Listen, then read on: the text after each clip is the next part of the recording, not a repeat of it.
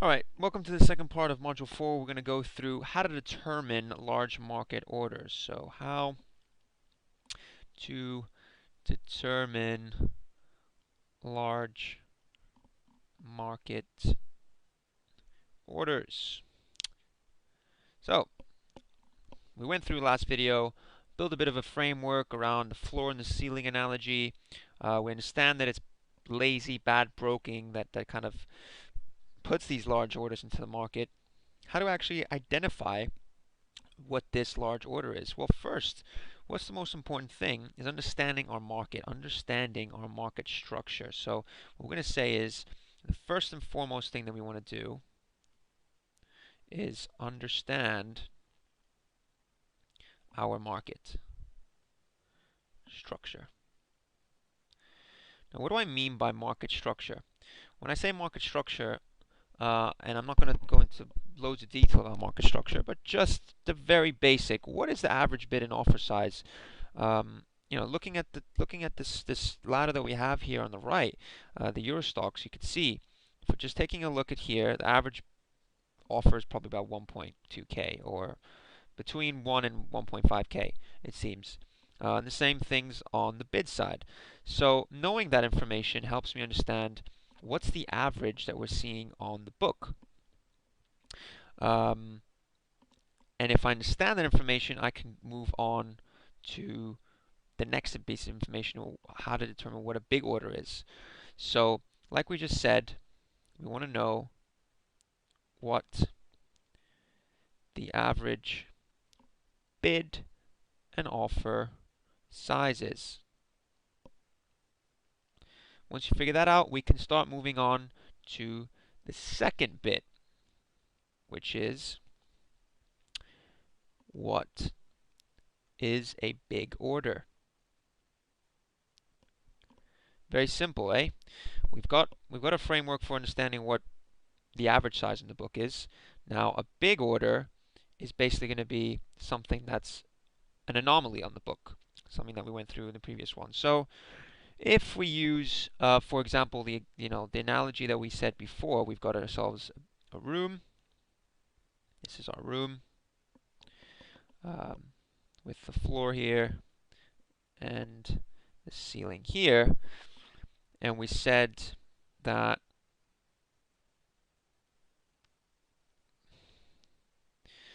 when we have a steel-plated floor, it's harder for us to get through. Well, in an average room, in our average room without the steel-plated, like we said, the steel-plated floor, well, that's going to be our normal size, 1.2K, 1K, whatever our average size is on the floor, or is on that specific market. But when we're seeing larger orders in the book, that's when we're seeing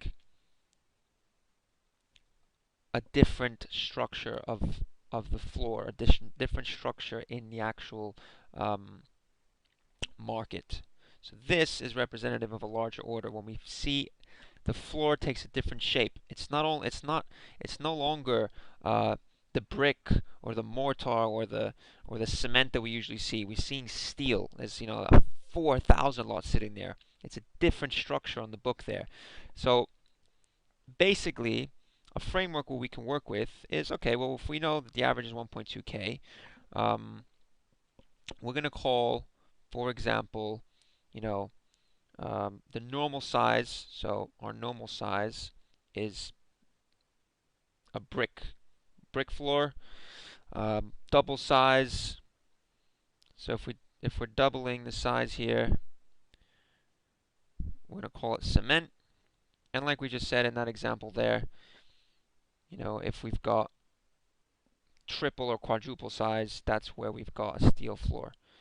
So that just gives us a bit of a framework, something to visualize, because this is all very visual. I mean, I'm not going to give you a way to define this. If you understand your market in depth, that's when you can start actually putting parameters on this. If you were building an algorithm, for example, on this, you have to do a lot more research into, back testing which size works and which doesn't.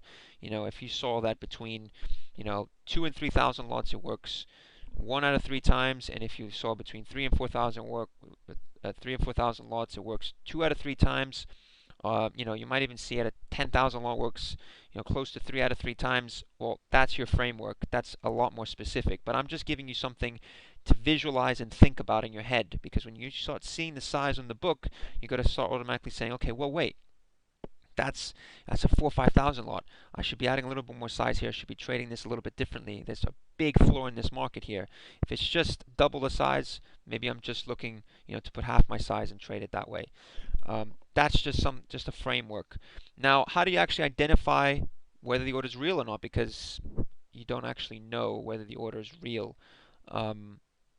unless it actually either trades into it or, as we're going to see, it stays there for a while. So another parameter, that we're going to obviously try and define is it real?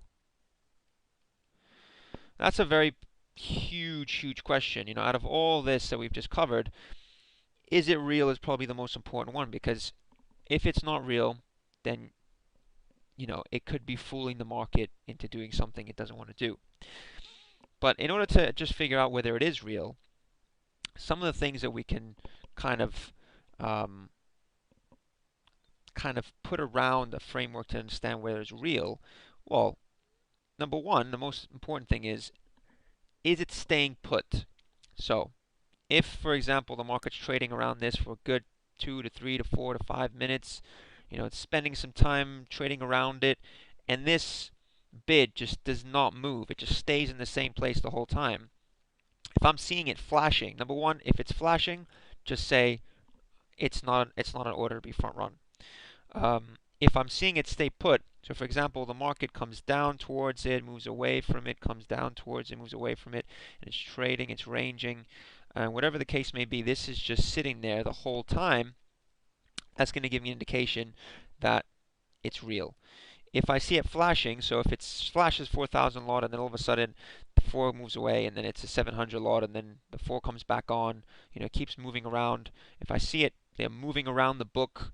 If I see it moving up and then moving down, moving up 2 ticks, moving down 3 ticks, that's where I'm starting to say, okay, this order is probably fake. So as we just said, what we want to start realizing is, does it stay still?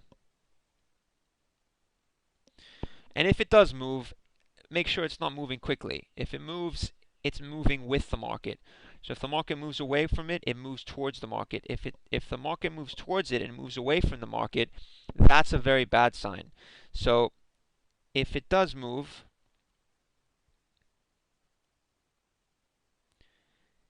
needs to move with the market, not away. If someone's trying to get filled on size, people, just to make this very clear, if I'm good for 4,000 lots and I want to get filled on 4,000 lots and the market's moving towards me,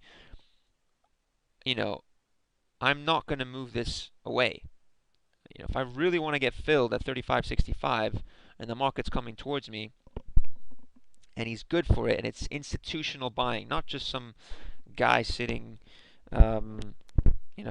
alone in his room trading. I mean, not to say that it can't be someone like that, but if it's big institutional buying, paper as we call it,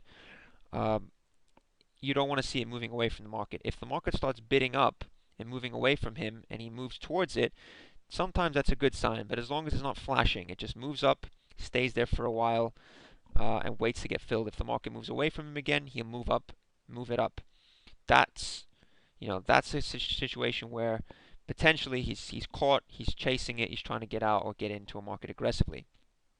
Now, the last thing is, when the market actually gets to him, and we know our standard clip of the market. So if we know the market trades 200, let's say, or 100, standard clip, and it does a standard clip or bigger than a standard clip into that size. So for example, if we get down to this bid and the market hits the bid for 200 lots, let's say, which is a decent clip. It's a decent clip size, and this now turns into a 5 because 200 are just traded into it, so it's 4, 5, 6, 6. But it doesn't move; it stays there. It accepts someone just hit 200 lots into him, and he's good for it. He wants to get more done. Let's say another 300 lots trade into it, and it doesn't move, and it just stays there. That's a great indication because it's not moving. What you want to see is for it to trade into it and not move, stay put, because that means he's good for the volume. He's not fake. He's not trying to just, you know, basically dupe you into buying in front of him, and then he pulls the rug. So that is really the crux of understanding whether he is real or not. So the last thing that we just said, we'll just add in here. If traded into, should stay put. Again, exclamation mark. So that's basically what we just wanted to cover there, how to determine what a large market order is. In the next part, we're going to start looking at how to execute some of these strategies, and that's going to pretty much be the crux and the most of this focus of this module is going to be around actually looking at some of these orders, seeing how the market interacts off of them, and looking at it in different market. What does it look like in a thick market? What does it look like in a thin market? What does it look like in a volatile market or a slow market? So hopefully through these examples we can start understanding where it works, where it doesn't work, and how to actually trade off of it. What's the trading strategy? Okay, great. Thanks a lot, guys, and listen for the next part.